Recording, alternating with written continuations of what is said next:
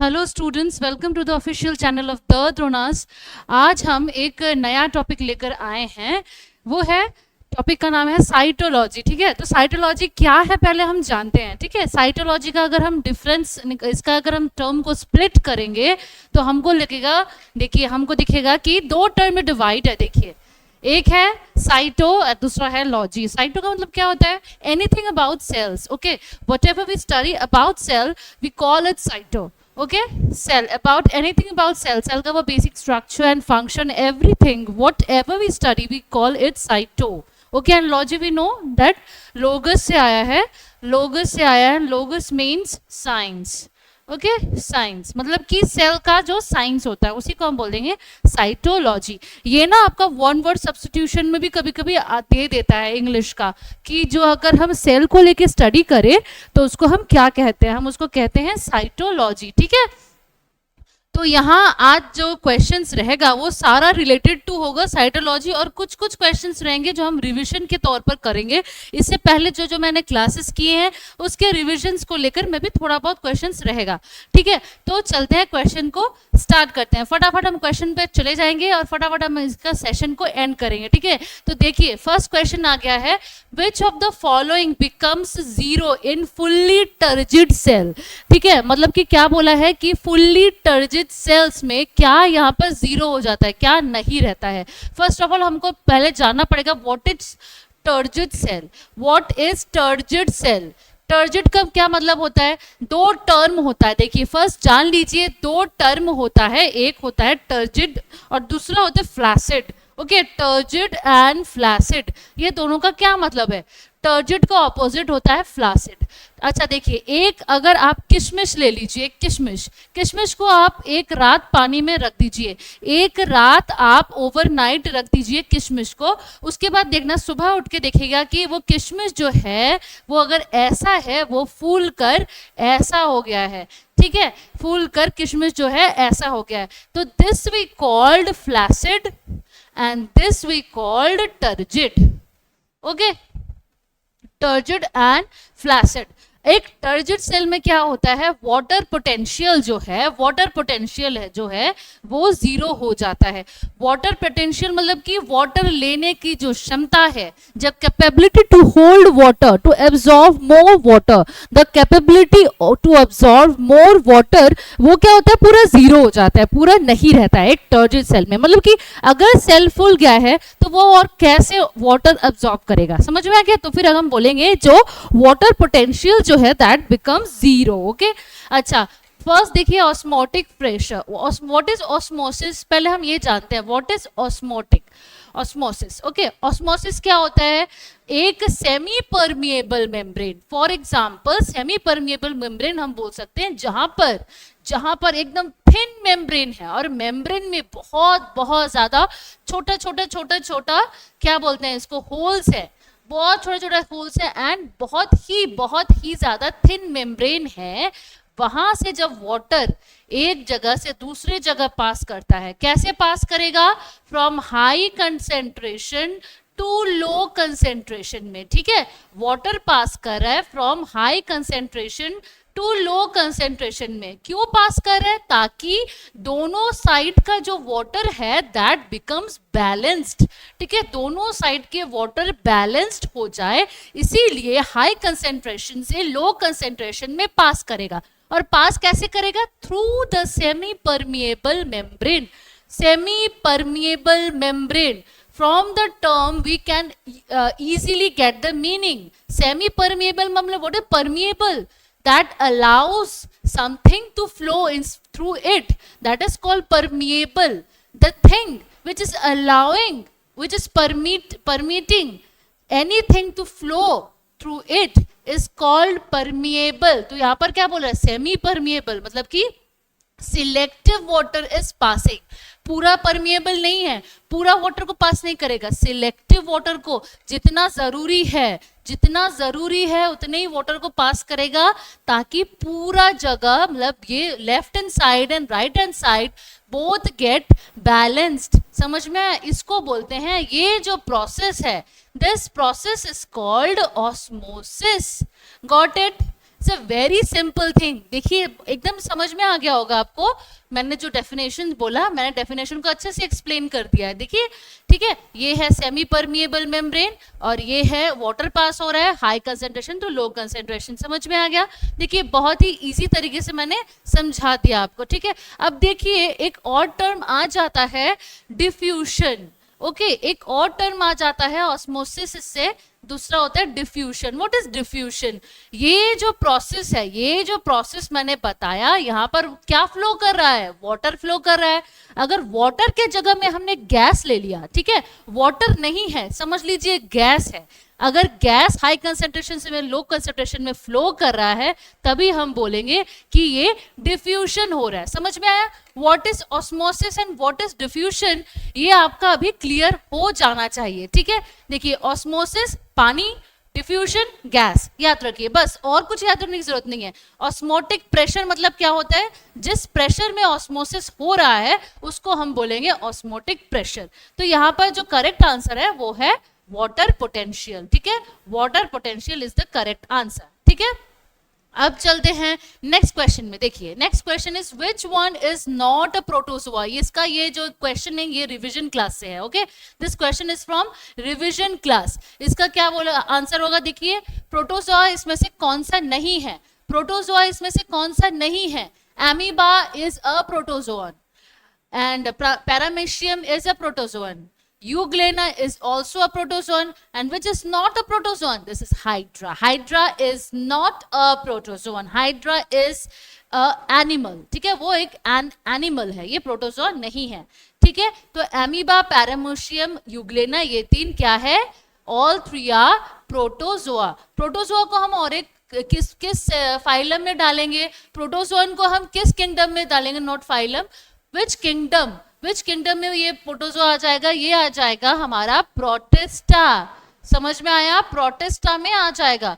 Question देखिए कैसे घुमा फिरा के क्वेश्चंस होता है। एक क्वेश्चंस में मैं आपको बहुत सारा इंफॉर्मेशन दे रही हूँ, ये याद रखिएगा कि प्रोटोजोआ किस किंगडम में आता है? प्रोटिस्टा। और कौन सा इस चारों में से प्रोटोजोआ नहीं है? वो है हाइड्रा, एंड बाकी जो थ्री है those are all protozoa family, ठीक है।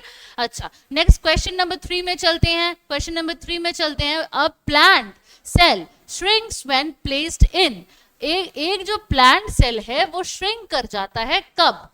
कब श्रिंक कर जाता है? अच्छा, पहले ये चारों ऑप्शन में ये तीन ए बी एंड डी, इसका मतलब हम थोड़ा समझ लेते हैं, फिर हम ये क्वेश्चन का आंसर सॉल्व करेंगे।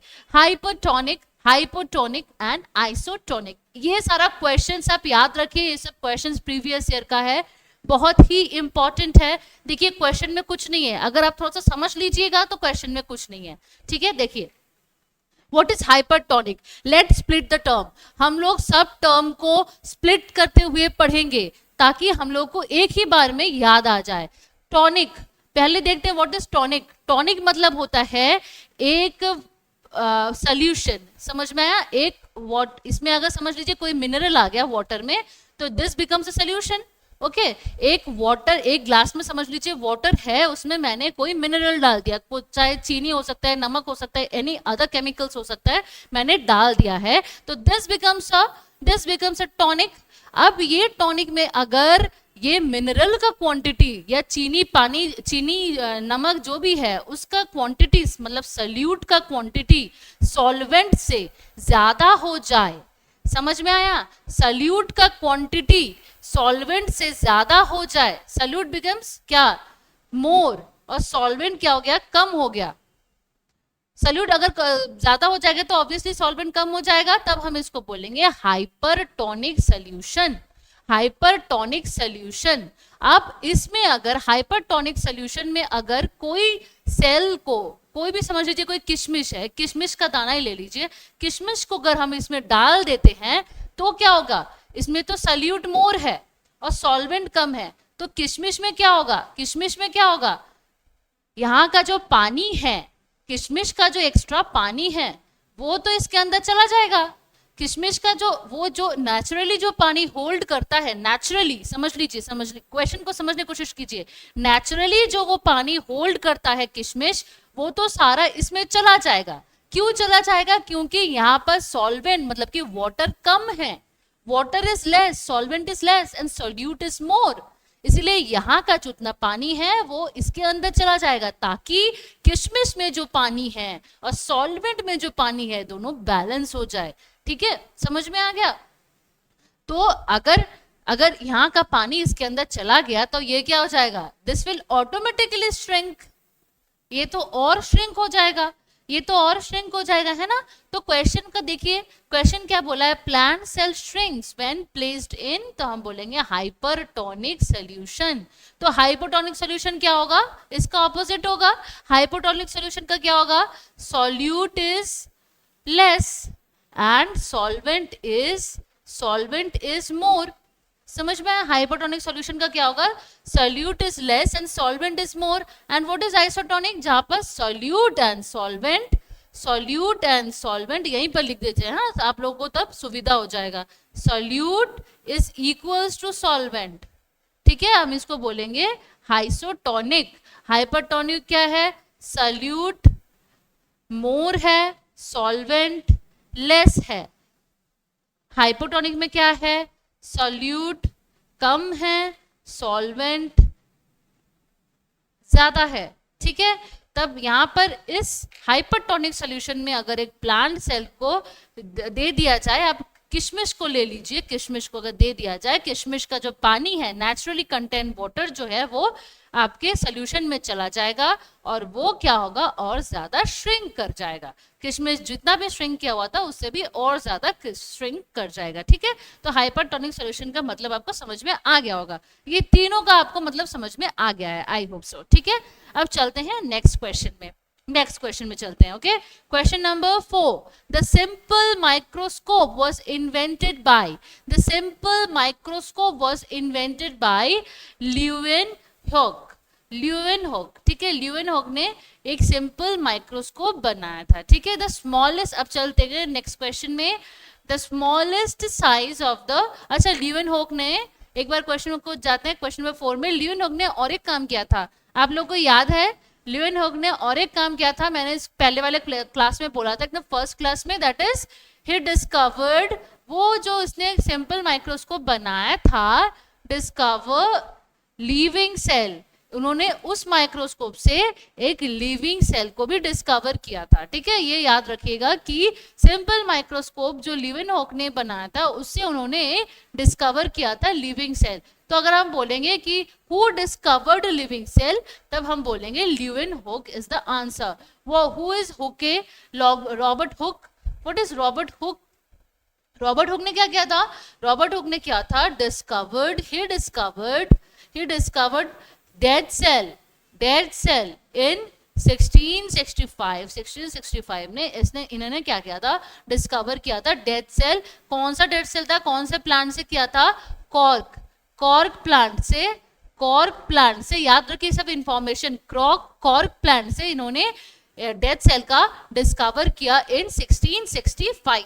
ठीक है, समझ में आ गया। अच्छा, रॉबर्ट ब्राउन ने क्या किया था, रॉबर्ट ब्राउन ने किया था न्यूक्लियस, डिस्कवरी ऑफ न्यूक्लियस को डिस्कवर किया था रॉबर्ट ब्राउन ने। ओके, रॉबर्ट ब्राउन ने किसको डिस्कवर किया था, न्यूक्लियस को। अगर पूछा जाए nucleus was discovered by Robert brown. समझ में आ गया, ये इन तीनों का जो वो है वो समझ में आ गया होगा। अब चलते हैं, अच्छा, परकिंजी भी बोल देती हूँ, परकिंजी ने क्या किया था, प्रोटोप्लाज्म। ओके, प्रोटोप्लाज्म इन्होंने डिस्कवर किया था, प्रोटोप्लाज्म। अच्छा, अब नेक्स्ट क्वेश्चन में चलते हैं, the smallest size which can be seen by unaided eyes, इसका क्या होगा, 10 माइक्रोन। ठीक है, 10 micron is the answer. The smallest size of the cell which can be seen by unaided eyes, मतलब कि नेकेड आईज से अगर हम किसी को देखना चाहे कोई स्मॉलेस्ट सेल को, उसका साइज क्या होगा, obviously 10 micron. Okay, next question में चलते हैं, the longest cell in animal is nerve cell. Okay, nerve cell is the longest cell in animals. अच्छा, नेक्स्ट क्वेश्चन में चलते हैं, question number 7, the genetic information is carried by nucleic acid. Okay, nucleic acid क्या होता है, DNA and RNA. तो हमको पता है जो हम लोग का जीन है, gene is carried bye DNA and RNA. ठीक है। तो ऑब्वियसली जेनेटिक इंफॉर्मेशन क्या होगा, न्यूक्लिक एसिड ही कैरी कर रहा है। ओके, समझ में आ गया, मेरा क्वेश्चन का आंसर समझ में आ गया। अब क्वेश्चन नंबर 8 में चलते हैं। Nerve cell originate form. अच्छा, इसका थोड़ा सा हम देख लेते हैं, इसको थोड़ा समझेंगे, एकदम दिमाग को एकदम अच्छी तरह से लेके आइए, एकदम कंसंट्रेशन से समझिए। अगर यहाँ पर आप समझ जाओगे तो आप कोई भी क्वेश्चन का आंसर कर पाओगे। ये देखिए, जब हम लोग का एकदम शुरू से चलते हैं हम लोग, ठीक है, एम्ब्रायो स्टेज से चलते हैं। एक एम्ब्रायो है, एम्ब्रायो जो है समझ लीजिए गोल, जाइगोट ही जाइगोट पकड़ लीजिए, नॉट एम्ब्रायो, जाइगोट। ठीक है, ये जो जाइगोट है इसको अगर हम देखेंगे बड़ा कोई माइक्रोस्कोप में तो देखेंगे यहाँ पर 3 तरह का लेयर है, 3 लेयर है। ये जो 3 लेयर है, इस 3 लेयर से क्या होता है, ये 3 लेयर से ऑर्गन बनता है, ऑर्गन बनता है इन तीनों लेयर से। ठीक है, इस लेयर को हम बोलेंगे एक्टोडर्म, एक्टोडर्म। बीच वाले लेयर को बोलेंगे मेसोडर्म, मेसोडर्म। और अंदर के लेयर को बोलेंगे एंडोडर्म। Okay, endoderm. ये 3 लेयर होता है। ये 3 लेयर से ये कौन से स्टेज में होता है, इस स्टेज, ये अगर हम डिटेल्स में बाद में पढ़ेंगे, अगर हम लोग को तभी ऑनर्स पढ़ नहीं रहे, अगर ऑनर्स नहीं है तो हम इसको डिटेल्स में पढ़ने की जरूरत नहीं है। हम ये बस जान लेते हैं क्लीवेज एक पीरियड रहता है, क्लीवेज पीरियड जो है, एक समझ लीजिए एक गोल जाइगोट है, जाइगोट से जब ये क्लीवेज करते करते ऑर्गन बना रहा है, उस टाइम को हम बोलते हैं क्लीवेज पीरियड। ये क्लीवेज पीरियड में ये सारा ऑर्गन बनता है। एक्टोडर्म, मेसोडर्म एंड एंडोडर्म, इसको बोलते हैं डर्म लेयर्स, डर्म लेयर्स। ठीक है, डर्म layers.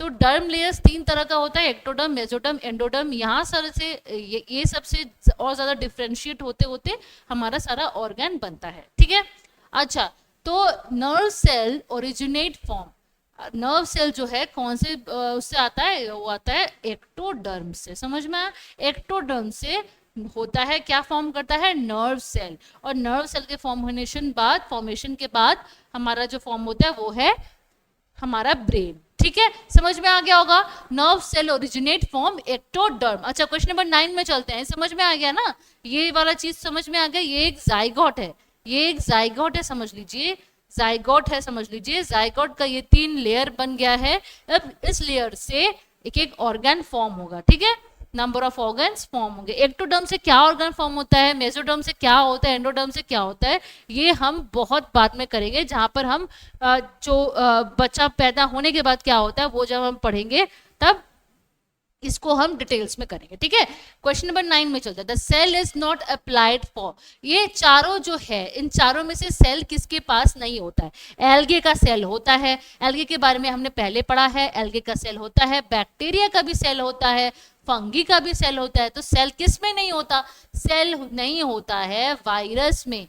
Okay, virus is the correct answer, क्योंकि वायरस इधर आरएनए रहता है वायरस में या डीएनए रहता है। ठीक है, वायरस में इधर आरएनए रहता है या डीएनए रहता है, इसमें सिर्फ आरएनए और डीएनए, ये यही इसका कॉम्पोजिशन है, इसमें और अलग से कुछ नहीं रहता है, कोई सेल ऑर्गेनल्स कुछ नहीं रहता है। समझ में आ गया, virus is made up of RNA और डीएनए।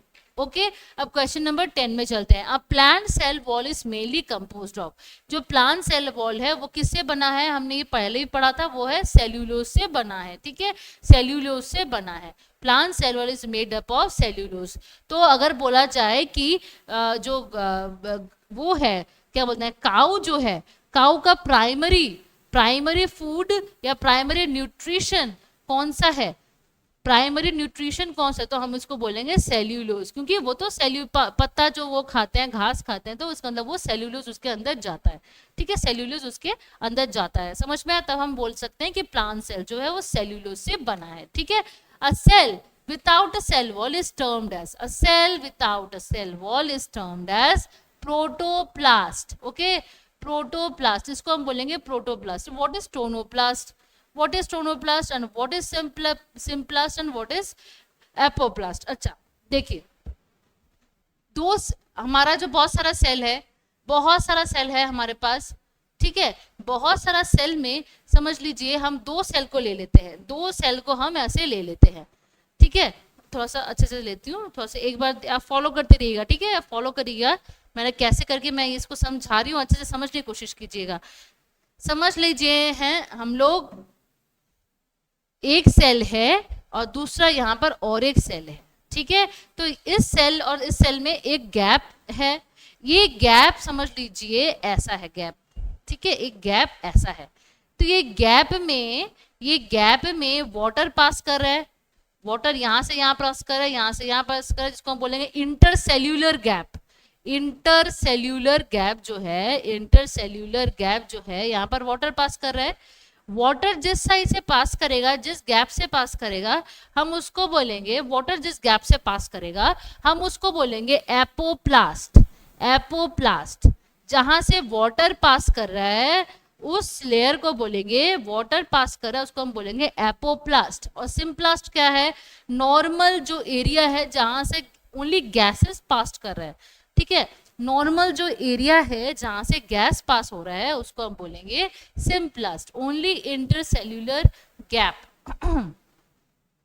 इंटरसेल्यूलर गैप हम उसको बोलेंगे symplast. What is tonoplast? Tonoplast क्या होता है? टोनोप्लास्ट होता है membrane, membrane outside vacuole, membrane outside vacuole, vacuole, that is tonoplast. membrane outside vacuole is called tonoplast, ठीक है। क्वेश्चन नंबर 12 देख लीजिए, lysosomes are known as suicidal bag because, lysosomes को हम सुइसाइडल बैग्स कहते हैं बिकॉज, इसका क्या कारण है? इसका यही कारण है कि ये जो है हाइड्रोलाइटिक एक्टिविटी करता है। लाइसोसोम जो है that breaks any kind of nutrition या डाइजेस्ट द फूड, बोल सकते हैं कि डाइजेस्ट द, क्या बोलते हैं, कुछ भी जो ये डाइजेस्ट करने का जो लाइसोसोम का खुद का जो प्रॉपर्टी है, ठीक है, इसको हम बोलेंगे हाइड्रोलिटिक एक्टिविटी।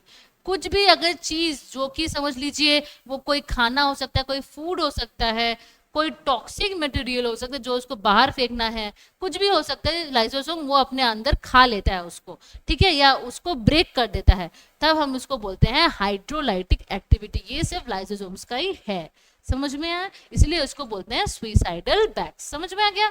अब क्वेश्चन नंबर 13 में चलते हैं, which of the following is known as the power house of the cell. ये तो बहुत ही कॉमन क्वेश्चन है, बहुत बार एग्जाम में आया है। आंसर क्या होगा आप लोग ही बता दीजिए, आंसर होगा mitochondria. Mitochondria is the correct answer, ठीक है। माइटोकॉन्ड्रिया को क्या कहते हैं? Power house of the cell. Mitochondria क्या प्रोवाइड करता है? सेल को एनर्जी, एनर्जी प्रोवाइड करता है माइटोकॉन्ड्रिया, ठीक है। तो इसको हम बोलेंगे power house of the cell. अच्छा, नेक्स्ट क्वेश्चन में चलते हैं, which of the following cell doesn't contain a cell wall. तो ये तो समझ में ही आ रहा है, यहाँ पर अगर एनिमल सेल है तो और कुछ देखने का नहीं है, ऑप्शन में डायरेक्ट ऑप्शन लगा दीजिए animal, animal cell, direct option लगा दीजिए एनिमल सेल, ठीक है, डायरेक्ट ऑप्शन लगा दीजिए एनिमल सेल। इसमें और कुछ देखने का है ही नहीं, है ही नहीं, ठीक है, डायरेक्ट लगा दीजिए answer, that is animal cell. अच्छा, नेक्स्ट क्वेश्चन में चलते हैं, question number 15।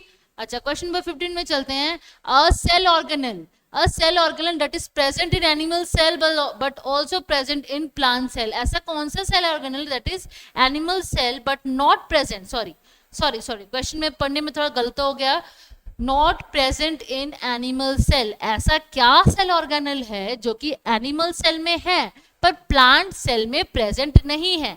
That is simple, very simple. आप लोग क्या करना, प्लांट सेल और एनिमल सेल में जो जो डिफरेंस है वो डिफरेंस आपको थोड़ा सा नोट करके रहना पड़ेगा। नोट कर लेंगे तो क्या होगा, ये क्वेश्चन अगर प्लांट सेल और एनिमल सेल से कोई भी क्वेश्चन आए आप लोग इजीली उसको हैंडल कर सकते हैं, कोई आपको मतलब डर भी नहीं लगेगा, ठीक है। अच्छा, यहाँ पर मैं थोड़ा सा बोल दूं कि ये जो चैनल है, ये अगर आपको अच्छा लग रहा है इस चैनल को सब्सक्राइब कर लीजिए। हमारा रेगुलर वीडियोस जा रहा है, उस वीडियोस को फॉलो कीजिए, शेयर कीजिए और उसको लाइक करते रहिए। और ये जो हमारा नंबर है, यहाँ पर जो नंबर है, अगर आपको एडमिशन लेना है हमारे इंस्टीट्यूट में तो आप इस नंबर पर फ़ोन करके आप कॉल का आप डिटेल्स ले सकते हैं, क्या क्या रेट्स है यहाँ पर, हमारे जो कोर्सेज रेट्स हैं वो उसका आप ले सकते हैं डिटेल्स। और अगर आप अगर सिलीगुड़ी के अंदर रहते हो, अगर आपको एडमिशन ऑफलाइन में लेना है, आप ये हमारे द्रोणास के ऑफिस में चले आइए, फ़ोन करके आइएगा तो आपको एड्रेस वो बोल देंगे फ़ोन में, आप लोग चले आइए और एडमिशन ले लीजिए। हमारा यहाँ पर अभी भी एडमिशन्स चल रहा है नए बैच के लिए, अगर आपको ज्वाइन करना है इस फ़ोन पर ज्वाइन करके आप एडमिट हो जाइए, ठीक है। तो अब चलते हैं नेक्स्ट क्वेश्चन में। Which of the following cell is found in the brain? Which of the following cell is found in the brain? इसका तो बहुत ही आंसर मतलब बहुत ही नोन आंसर है, दैट इज न्यूरॉन। आंसर क्या है? न्यूरॉन। अगर आप देखना यहाँ पर देखिए दो टर्म है, न्यूरॉन और नेफ्रॉन। आप इसमें ना थोड़ा सा कंफ्यूज हो जाते हैं, बहुत बच्चे क्या होता है ना कंफ्यूज हो जाते हैं, what is neuron and what is nephron. Nephron और न्यूरॉन में कंफ्यूज हो जाते हैं। न्यूरॉन जो होता है that is for brain cell को हम न्यूरॉन बोलेंगे, और नेफ्रॉन को इसको बोलेंगे, नेफ्रॉन किसको बोलेंगे, ये हम बोलेंगे किडनी के सेल को, ठीक है। किडनी के सेल को हम नेफ्रॉन बोलेंगे, और न्यूरॉन किसको बोलेंगे? ब्रेन को। अच्छा, हेपाटोसाइट क्या होता है? हेपाटोसाइट जब भी क्वेश्चन में अगर ऑप्शन में हेपा लिखा हुआ है, हेपा लिखा हुआ है तो हम इसको क्या बोलेंगे? Liver. Hepa is equals to liver, ठीक है। तो मतलब कि हेपेटोसाइट है, इसका मतलब क्या है? ये रिलेटेड टू लीवर है, ठीक है, रिलेटेड टू लिवर से रिलेटेड है हेपेटोसाइट। समझ में आ गया? एपिथेलियल सेल तो हमको पता ही है, जो कि स्किन के एकदम आउटर पोर्शन में रहता है या स्किन में रहता है, इसको बोलते हैं हम epithelial cell. Okay, question number 17 देख लीजिए। Which cells are found in the intestinal lining? ऐसा कौन सा सेल है जो कि इंटेस्टिनल लाइनिंग में मिलता है? कौन सा सेल है? देख लीजिए एपिथेलियल सेल। इंटेस्टिनल लाइनिंग, कोई भी तरह का लाइनिंग हो, आप बोलोगे एपिथेलियल सेल। कोई भी तरह का लाइनिंग हो आप बोलोगे एपिथेलियल सेल। एपिथेलियल सेल को वो जो होता है वो स्किन में यूज होता है, स्किन बनता है एपिथेलियल सेल से। तो कोई भी स्किन हो, वो चाहे इंटेस्टिनल का लाइनिंग क्यों ना हो, किसी का भी स्किन हो, कहाँ भी हो, आप बोलोगे एपिथेलियल सेल, ठीक है। ओके, अच्छा क्वेश्चन नंबर 18 देख लीजिए। Question number 18, which one of the following protects the body against infectious disease and foreign invaders? Which of the following protects our body from infectious disease and foreign invaders? हमारे body को कौन सा ऐसा चीज है जो कि प्रोटेक्ट करता है फ्रॉम डिजीज एंड मतलब कि इम्यूनिटी बूस्टर के हिसाब से प्रोटेक्ट करता है, ठीक है, फॉरेन इन्वेडर्स से वो बचाता है। तो इसका आंसर क्या होगा? Leucocytes, white blood cells. Okay, leucocytes होगा इसका आंसर। ल्यूकोसाइट्स जो है इसको हम बोलेंगे white blood cells, white blood cell. समझ में आ गया? व्हाइट ब्लड सेल्स, ल्यूकोसाइट्स, यही जो है हमको प्रोटेक्ट करके रखता है, ठीक है। नेक्स्ट क्वेश्चन चलते हैं, question number 19। Name the outermost boundary of the cell. Name the outermost boundary of the cell. Outermost boundary कौन सा है? यहाँ पर देख लीजिए, आउटर मोस्ट बाउंड्री है प्लाज्मा मेम्ब्रेन। प्लाज्मा मेम्ब्रेन जो है that is outermost boundary of a cell. Okay, the jelly like substance present inside the cell is known as, the jelly like substance that is present inside the cell is called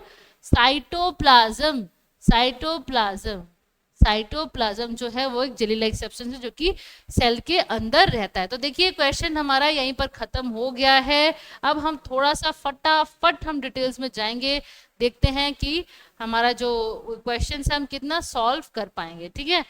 अच्छा, question number देखिए 1 में चलते हैं। 1 में question number 1, which of the following become zero in fully turgid cell? Fully turgid cell में कब zero हो जाता है? तब जब वाटर पोटेंशियल नहीं रहता है, ठीक है, वाटर पोटेंशियल जीरो हो जाता है, इसका मतलब कि वो टर्जिड सेल है, ठीक है। Which one was not a protozoa? Hydra is not a protozoa. Okay, Hydra is not a protozoa. Plant cell shrinks when placed in hypertonic solution. Hypertonic solution. The simple microscope was invented by Leeuwenhoek. The smallest size of the cell which can be seen by unaided eyes is, the smallest size of the cell which can be seen in by unaiditized, that is 10 micron. 10 micron. अच्छा, question number 6, the longest cell in the animals, that is nerve cell. The genetic information is carried by nucleic cell, nucleic acid, that is DNA and RNA. No nerve cells originate form, that is ectoderm. ectoderm से वो originate होता है, ठीक है. अच्छा, question number 9, the cell is not applied for virus. अच्छा, virus में कोई सेल नहीं रहता, उसमें आरएनए एंड डीएनए रहता है.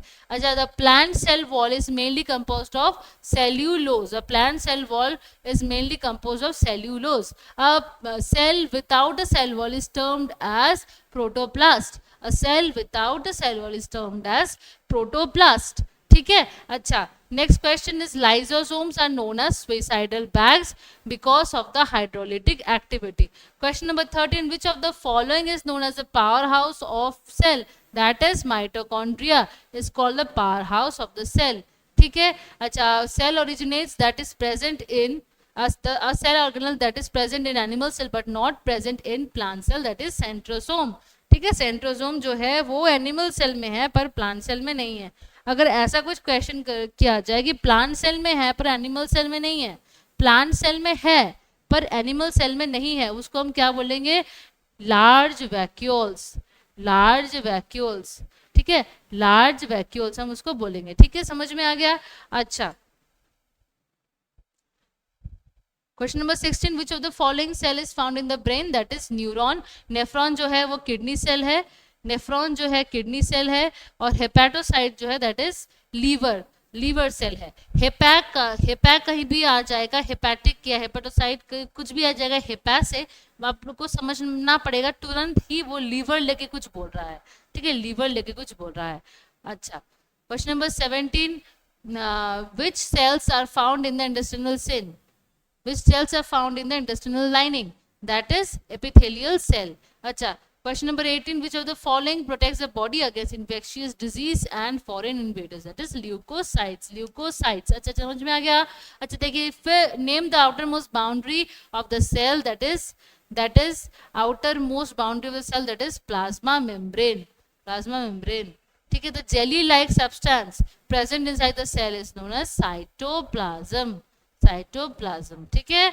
समझ में आ गया? आज का जो सेशन है देख लीजिए, सारा जो मैंने क्वेश्चन से मैंने करा दिया. आज का जो सेशन है यहीं पर खत्म हो जाता है, ठीक है. आप लोग पढ़ते रही है, सामने एग्जाम है. ये सारा क्वेश्चन भी बहुत इंपॉर्टेंट है, सारा प्रीवियस ईयर के क्वेश्चन मैंने दिया है. आप लोग अच्छे से पढ़िए. यहाँ पर मैं क्लास एंड करती हूँ. नेक्स्ट टाइम फिर मुलाकात होगी एक नया वीडियो के साथ, ठीक है. Tata, bye bye.